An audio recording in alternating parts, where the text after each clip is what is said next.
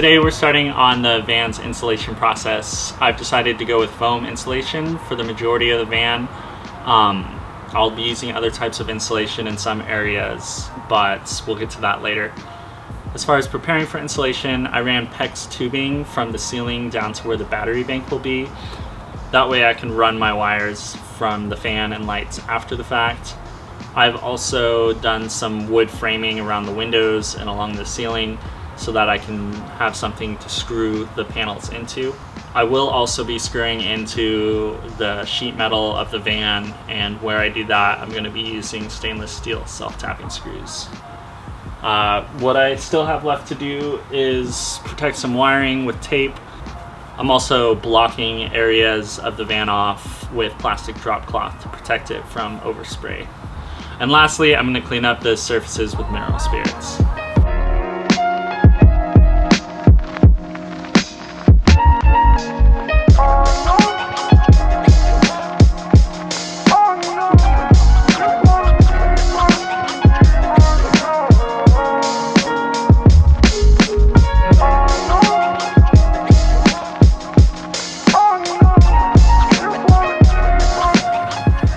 Okay, so chemicals have to be 70 to 90, surface 60 to 90, and the air 60 to 90.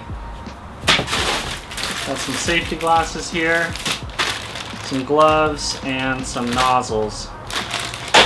And I should probably read the instructions.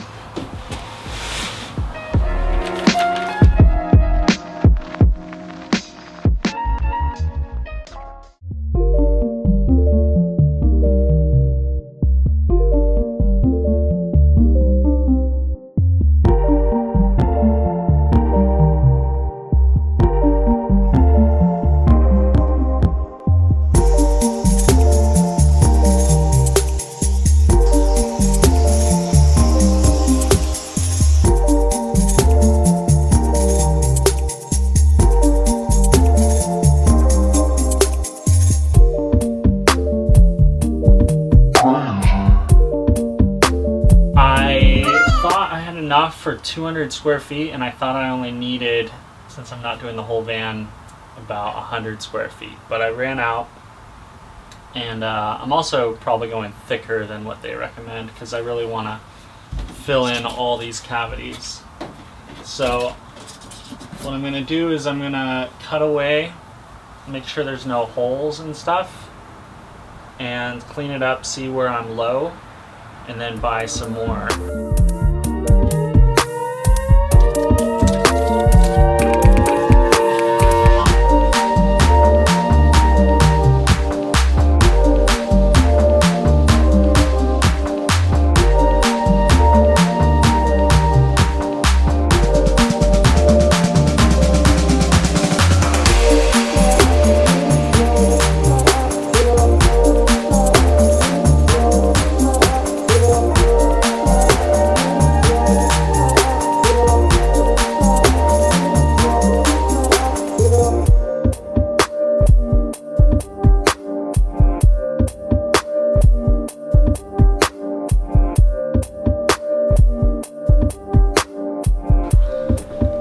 Alright, so the places I still need to put insulation are obviously the flares,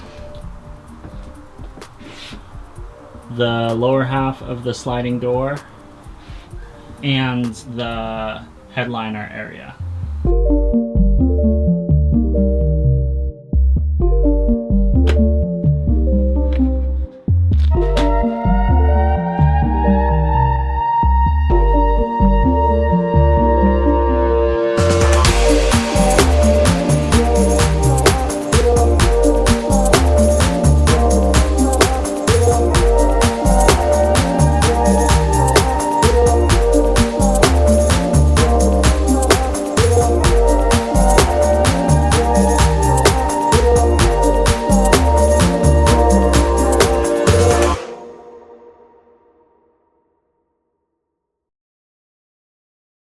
Okay, let's talk about why I went with 3 different types of insulation. First, I wanted to do as much of the van in foam as possible.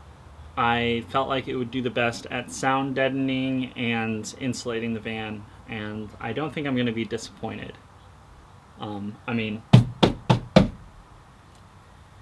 it's good. Now, I heard that if you spray foamed your van, you might have to worry about warping issues. Well, I watched lots of other videos and it wasn't a problem. The main thing that people said to do was make sure that you just did one layer and then come back and do a second layer. The drawbacks with spray foam was that it ended up being really expensive. I underestimated how much spray foam I would need and overestimated how efficiently I could apply it. So I had to purchase 2 kits.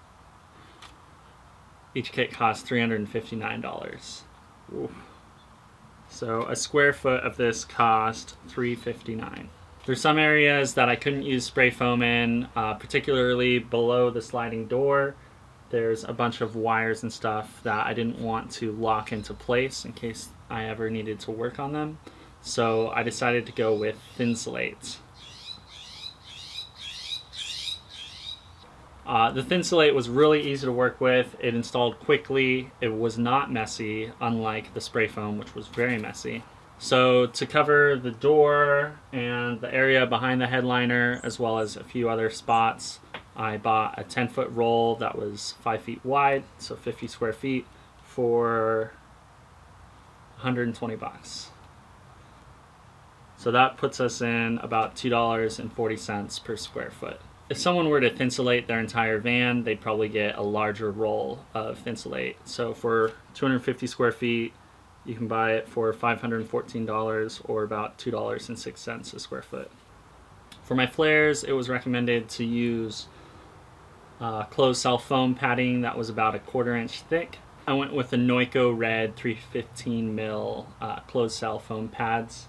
They're designed for sound deadening, and when I went to read the instructions, I realized you're supposed to use it on metal surfaces. They went on to the fiberglass surfaces just fine, and I'm happy with how well they turned out. It's really nice. They're just peel and stick. They're easy to cut, and I ended up with very little waste. I got 20 square feet of the foam pads for $50, so about $2.50 per square foot. After working with this stuff, I would say the easiest to install is definitely the foam pads, followed by the Thinsulate, and then the spray foam being the least easy. But the spray foam is going to be the most effective in both sound deadening and insulation. So the links for everything are down in the description. The ones that I got off Amazon are affiliate links, which help this channel if you use them. As always, thank you for watching. Don't forget to like, subscribe, turn on notifications, tell a friend, all that jazz. In my next video, I'm going to be concentrating on building the bed platform as well as other things in this area. So stay tuned for that. We'll see you soon.